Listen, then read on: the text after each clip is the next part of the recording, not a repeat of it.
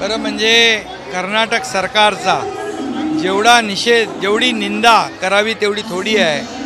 हा विघ्नहर्ता गणराया हे सगळ्यांची विघ्न दूर करतो आणि या महाराष्ट्रामध्ये नाही देशभरामध्ये गणरायाचं आगमन झालंय। अशा परिस्थितीमध्ये तमाम गणेश भक्तांच्या भावना दुखावणाऱ्या कर्नाटक सरकारचा जाहीर निषेध करतो आणि खऱ्या अर्थाने या गणपती रायाला अटक करणाऱ्या काँग्रेसच्या सरकारला ही जनता देशातून, राज्यातून नाही देशातून हद्दपार केल्याशिवाय राहणार नाही, एवढं मी या ठिकाणी सांगू इच्छितो। लोकसभेचं बोला, त्यांच्या पोटातलं ओठात आलंय। लोकसभेमध्ये त्यांनी संविधान बदलणार फेक नरेटिव्ह केलं, आरक्षण बदलणार म्हणून नरेटिव्ह केलं। ते खरोखर त्यांच्या मनातलं होतं, ते विदेशात जाऊन ते बोलले आणि आरक्षण रद्द करण्याची भाषा बोलणाऱ्यांच्या विरोधामध्ये महायुती आहे। या महाराष्ट्रातली जनता आहे, या देशातली जनता आहे, यांना माफ करणार नाही आणि येणाऱ्या बाबासाहेबांचा अपमान करणाऱ्या, संविधानाचा अपमान करणाऱ्या, खरं म्हणजे बाबासाहेबांना धोका देऊन त्यांनी दोनदा पराभूत केलं। जे बाबासाहेबांना धोका देऊ शकतात ते आरक्षणाला धोका कधीही देऊ शकतात।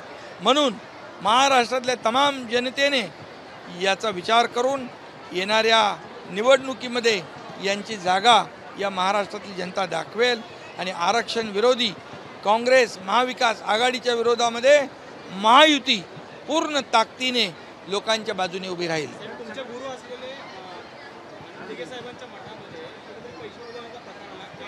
मी ते पाहिलं, त्याची चौकशी होईल।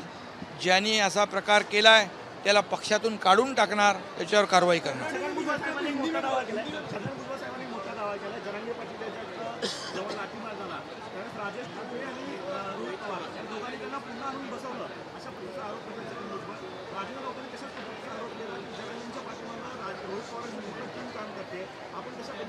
खरं म्हणजे भुजबळ साहेबांना आलेला अनुभव त्यांनी कथन केला असेल।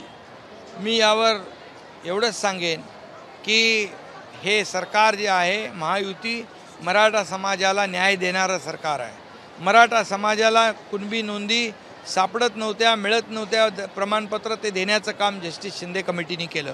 10% आरक्षण विशेष अधिवेशन बोलवून घेतलं, सारथीमध्ये कोर्सेस वाढवले, अण्णासाहेब पाटील आर्थिक विकास महामंडळ 1 लाख मराठा तरुणांना उद्योजक बनवलं। आज हॉस्टेलचा विषय असेल, अधिसंख्य पदांचा विषय असेल, ओबीसी प्रमाणे ज्या सवलती मिळतात त्याचा विषय असेल, हे महायुती सरकार देण्याचं काम करतं आहे। आणि म्हणून कुणावरही अन्याय न करता, इतर समाजाचं आरक्षण कमी न करता मराठा समाजाला न्याय देण्याची भूमिका आम्ही घेतली आहे। तशी भूमिका विरोधकांनी त्या प्रकारे दुटप्पी भूमिका, बोलतात एक करतात एक, जी सगळ्या पक्षाची मिटिंग बोलवली त्यामध्ये येतो म्हणून पळ काढला।